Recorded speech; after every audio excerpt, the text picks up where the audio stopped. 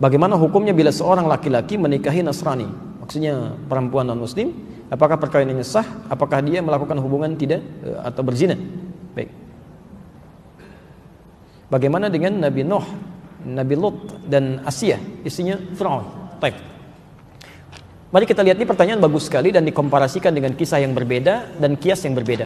Pertama, larangan menikah beda agama itu jelas sekali. Quran surah kedua Al-Baqarah ayat 221, posisi paling kanan sebelah atas.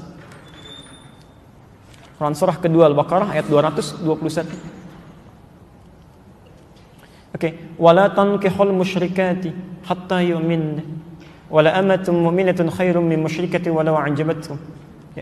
Wala tunkihul musyrikina hatta yu'minu wala 'abdun mu'minun khairum min musyriki walau a'jabakum. Ulaika yad'una ila an-nar.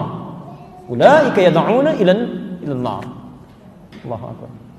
Wala tankihul musyrikat, jelas, dan jangan pernah nikahi perempuan yang musyrik. Jadi enggak boleh laki-laki muslim menikah dengan perempuan yang musyrik, itu enggak boleh, haram hukumnya. Laknya nahyi di situ. Ya. Bapak Ibu sekalian, mana yang musyrik itu apa musyrik? Menyekutukan Allah kan? Ya, menyekutukan Allah. Ya, bagaimana dengan orang yang mengatakan Tuhan itu ada bapaknya, ada anaknya, kan? Tuhan itu 3, Tuhan itu bersyirikat. Itu yang paling musyrik luar biasa. Itu kezaliman terbesar. Innasyirka ladzulmun adzim, kan? Makanya kata Ibnu Abbas, tidak ada kemusyrikan paling besar, kezaliman paling besar di samping yang mengatakan Tuhan punya anak. Oke. Jadi kita langsung bisa jawab saja bahwa seseorang yang menikah dia dalam keadaan muslim, sudah tahu dalam keadaan muslim, kan? Kemudian dia menikahi hal yang dilarang di Quran, maka hukumnya maksiat. Di pernikahannya dipandang sebagai pernikahan yang maksiat, hubungannya masuk dalam kategori zina sepanjang dia tidak bertobat dan kembali kepada Allah Subhanahu wa taala. Dan fasakh hukumnya. Kalau diketahui dia harus dipisahkan. Ya. Kalau perempuan, hati-hati. Bahasa Qur'annya wala tunkihu, jangan dinikahkan.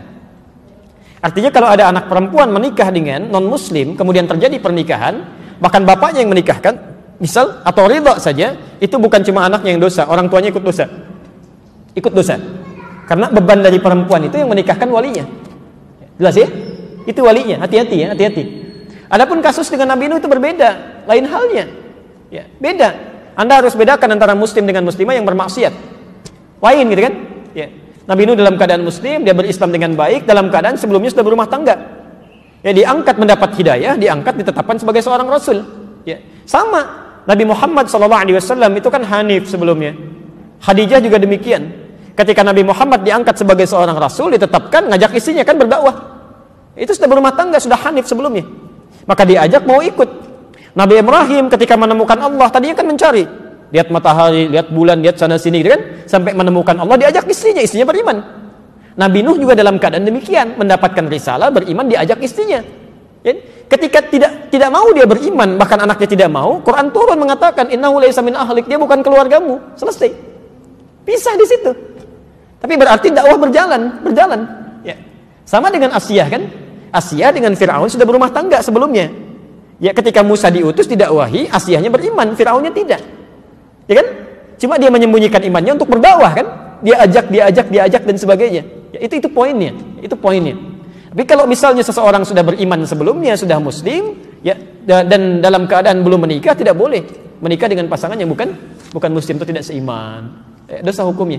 Dan bahkan, maaf bahasa Qur'annya, ulaika yad'una ilan nar. Nanti banyak madaratnya yang mengajak pada neraka.